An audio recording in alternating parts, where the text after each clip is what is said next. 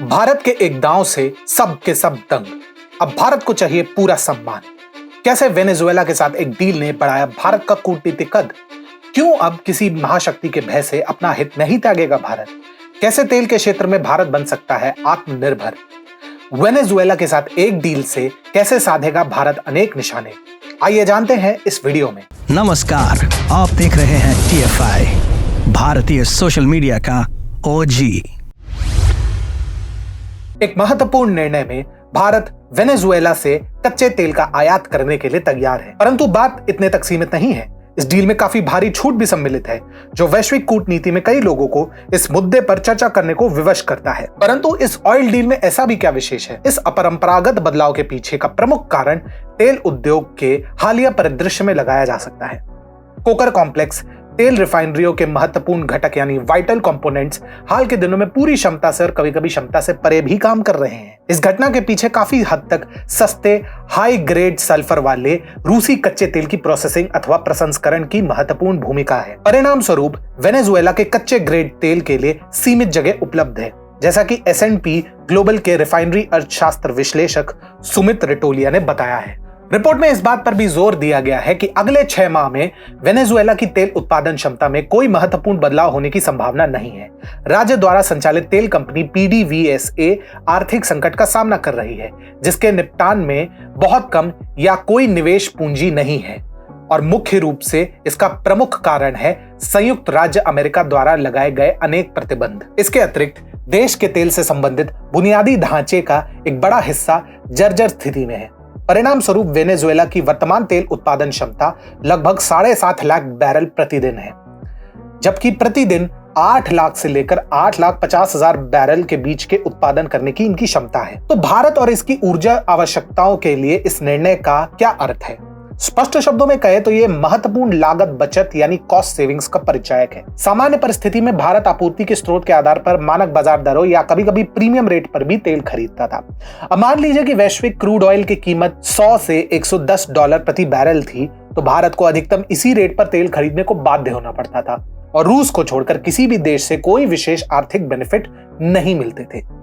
परंतु अब वेनेजुएला के आगमन से भारत के पास न केवल एक अतिरिक्त स्रोत उपलब्ध है, अपितु ये अधिक कॉस्ट इफेक्टिव भी है। रियायती दरों पर वेनेजुएला के कच्चे तेल की उपलब्धता भारतीय रिफाइनरों को एक आकर्षक विकल्प प्रदान करती है, विशेषकर तब जब रूसी कच्चे तेल की आमद के कारण सामान्य चैनल अधिकतम या अत्यधिक क्षमता पर काम कर रहे हो, जैसा कि रिटोलिया ने अपने रिपोर्ट में दोहराया है। भारतीय रिफाइनर्स के इस कदम में उनके मौजूदा कच्चे तेल स्रोतों में फेरबदल की भी संभावना है। संभावित समायोजन में मिडिल ईस्ट जैसे क्षेत्रों से आयात के मिश्रण पर पुनर्विचार की भी संभावना है, जैसा कि S&P ग्लोबल के आर्थिक विश्लेषण से संकेत मिलता है।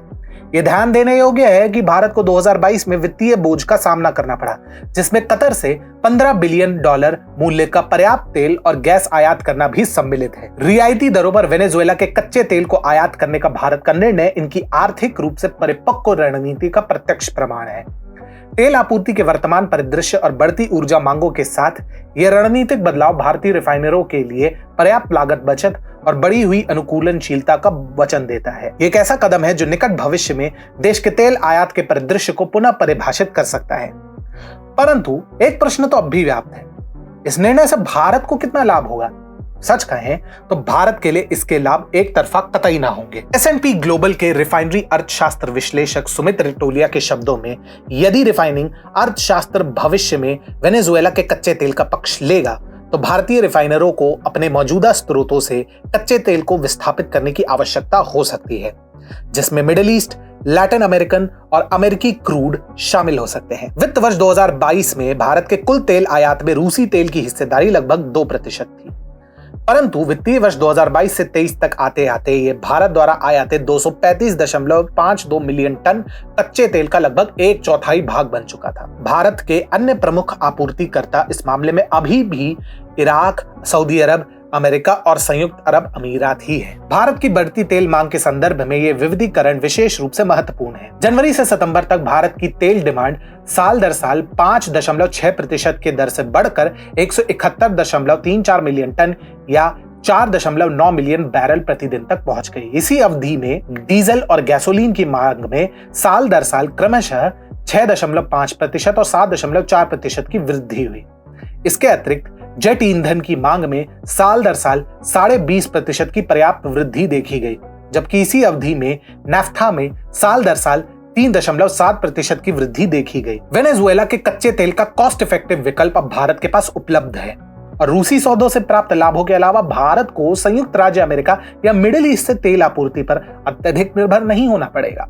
वेनेजुएला के तेल को संसाधित करने की क्षमता भारतीय रिफाइनरों की पहुंच के भीतर है और देश इस अवसर का लाभ उठाने के लिए पूरी तरह तैयार है, बशर्ते ये उचित मूल्य पर उपलब्ध रहे। इसी परिप्रेक्ष्य में पेट्रोलियम मंत्री हरदीप सिंह पुरी के शब्दों में, जब बाजार में अधिक आपूर्ति आती है तो यह हमेशा अच्छा होता है। उनके अनुसार हमें जहां भी सस्ता तेल मिलेगा हम वहां से खरीदेंगे। यही मूल लक्ष्य भी है। भारत की बढ़ती ऊर्जा मांगों को पूरा करने हेतु तेल का एक विश्वसनीय और कॉस्ट इफेक्टिव स्रोत प्रदान करना और साथ ही देश के कच्चे तेल के आयात बिल को कम करना। वेनेजुएला से रियायती दर पर कच्चे तेल का आयात करने का भारत का रणनीतिक निर्णय निरंतर विकसित हो रहे वैश्विक तेल परिदृश्य के लिए परिपक्व अनुकूलन का प्रतिनिधित्व करता है। ये एक ही तीर से कई लक्ष्यों पर निशाना साधने समान है। सर्वप्रथम, जैसा कि हरदीप सिंह पुरी ने बताया, यह कदम भारत को सस्ते और संभावित रूप से अधिक विश्वसनीय विकल्पों तक पहुंचने की अनुमति देता है। यह लाभ तात्कालिक वित्तीय लाभ से कहीं अधिक है। दूसरा, यह मिडिल ईस्ट और संयुक्त राज्य अमेरिका जैसे पारंपरिक तेल स्रोतों पर भारत की अत्यधिक निर्भरता को कम करता है। तेल के अपने स्रोतों में विविधता लाना ऊर्जा सुरक्षा की दिशा में एक विवेकपूर्ण कदम है। और तीसरा, यह भारत की बढ़ती आर्थिक ताकत को रेखांकित करता है। बाहरी दबावों और संभावित खतरों के बावजूद भारत वैश्विक मंच पर अपनी आर्थिक स्थिति मजबूत कर रहा है। तो अब प्रश्न उठता है कि भारत इतना साहसिक कदम कैसे उठा पा रहा है। कई लोगों के लिए इसका उत्तर इस तथ्य में निहित है कि संयुक्त राज्य अमेरिका ने वेनेजुएला के तेल से जुड़े सौदों पर कुछ प्रतिबंधों में ढील दी है। इसी बात को बढ़ावा देते हुए S&P ग्लोबल कमोडिटी इनसाइट्स की रिपोर्ट के अनुसार अमेरिकी प्रतिबंध लगने से पूर्व भारत वेनेजुएला के क्रूड ऑयल का नियमित खरीदार हुआ करता था। 2017 से 2019 तक पूर्व प्रतिबंध अवधि के दौरान भारत ने वेनेजुएला के क्रूड ऑयल के लगभग 3 लाख बैरल प्रतिदिन का आयात किया, जिसमें निजी रिफाइनर प्रमुख खरीदार थे। S&P ग्लोबल डेटा के मुताबिक यह आयात उस समय भारत के कुल कच्चे तेल के आयात का लगभग 5 से 7% था। जैसा कि S&P ग्लोबल कमोडिटी इनसाइट्स में ग्लोबल क्रूड ऑयल मार्केट्स के कार्यकारी निदेशक हा गोयन बताते हैं, 18 अक्टूबर को अमेरिकी ट्रेजरी विभाग ने वेनेजुएला पर तेल, व्यापार और वित्तीय प्रतिबंधों में ढील दी। ट्रेजरी द्वारा जारी सामान्य लाइसेंस पहले से प्रतिबंधित गतिविधियों को 6 महीने की अवधि के लिए अनुमति देता है, जैसे नवीनीकृत किया जा सकता है यदि माडुरो सरकार अपनी राजनीतिक और चुनावी प्रतिबद्धता का पालन करे। अमेरिकी तेल कंपनियों को अब वेनेजुएला में निवेश शुरू करने और आगे बढ़ाने की अनुमति मिलती है, परंतु बहुत से लोग शायद पूरी तरह से समझ नहीं पाते और कुछ तो आसानी से स्वीकार भी नहीं करेंगे कि भारत किस तरह कुशलता पूर्वक अपने उपलब्ध संसाधनों और राजनयिक प्रभावों का लाभ उठा रहा है। ज्यादा समय की बात नहीं है। रूस यूक्रेन संघर्ष के बीच रूस के साथ पेट्रोलियम डील करने के लिए भारत को घोर आलोचना का सामना करना पड़ा था। भारत को पाश्चात्य जगत, विशेषकर अमेरिका का पक्ष लेने को विवश करने हेतु अनेक प्रयास किए गए, परंतु भारत ने स्पष्ट कहा, राष्ट्रीय हितों से इतर कुछ भी नहीं। यहां तक कि संयुक्त राज्य अमेरिका की परोक्ष धमकियों का असर भी नगण्य रहा, क्योंकि शनै शनै उन्हें समझ में आ गया कि उन्होंने किस देश से पंगा मोल लेने का दुस्साहस किया है। ऐसे में वैश्विक राजनीति और अर्थशास्त्र के परिप्रेक्ष्य में तेल बाजार में भारत का यह वर्तमान दांव एक राष्ट्र को अपना रास्ता तय करने और अपने हितों की रक्षा करने हेतु मुखर और निर्भीक होने को रेखांकित करती है। ये जुझारूपन और स्वतंत्रता इस बात का प्रत्यक्ष प्रमाण है कि अब जहां भारत को लाभ मिलेगा वहीं वो निवेश करेगा, किसी के दबाव में या अपने हितों को ताक पर रखकर नहीं।